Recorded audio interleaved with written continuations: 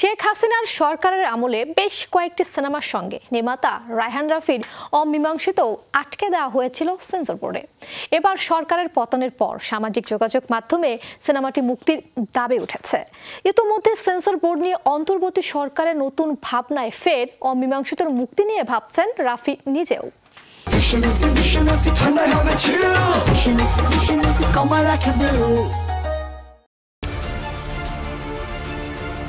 দেশের প্রেক্ষাপট বদলে যাওয়ায় ইন্ডাস্ট্রির বদল চাচ্ছেন সংশ্লিষ্টরা।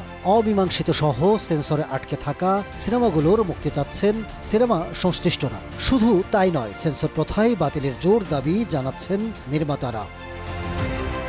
এদিকে বাংলাদেশ চলচ্চিত্র সেন্সর বোর্ড নতুন করে পুনর্গঠন করা হবে বলে জানিয়েছেন অন্তর্বর্তীকালীন সরকারের নতুন তথ্য ও সম্প্রচার উপদেষ্টা মোহাম্মদ নাহিদ ইসলাম। তথ্য উপদেষ্টার সেন্সর নিয়ে নতুন সিদ্ধান্তের বিষয়টি সামনে আসার পর আশায় বুক বাঁধছেন নির্মাতারা। সম্প্রতি সামাজিক মাধ্যমে অমীমাংসিতর প্রচারণামূলক একটি ভিডিও পোস্ট করেন রাফি, যেখানে দেখা গেছে শহীদুল আলম সাতচুকে প্রতারণা এবং দুর্নীতি করে আমি হাজার হাজার কোটি টাকা অর্জন করেছি। রায়হান রাফি লিখেছেন, জনগণকে আর বোকা ভাবা যাবে না, অমীমাংসিত আসছে, আসতেই হবে। রাফির এই পোস্ট থেকেই রাফি ভক্তরা ওই ফিল্মটির মুক্তি নিয়ে আলোচনা শুরু করেন সামাজিক যোগাযোগ মাধ্যমে। যদিও ওটিটিতে সেন্সরের নিয়ম নেই, তবুও বলা হয়েছিল সেন্সর করতে। এটা তো আসলে আইন না, মানে আমার ওটিটি কন্টেন্ট তো কেউ সেন্সর করে না। তখন আমাকে বললো না, এটা আপনাদের সেন্সর করাতে হবে, এই কন্টেন্টটা নিয়ে আমাদের সন্দেহ হচ্ছে, এটা আসলে এমন কিছু। তো আমরা তো আসলে সন্দেহ দেশ বিরোধী কিছু বানাই নেই, আমরা আসলে কনফিডেন্ট ছিলাম যে এটা সেন্সর দেখে ছেড়ে দেবে।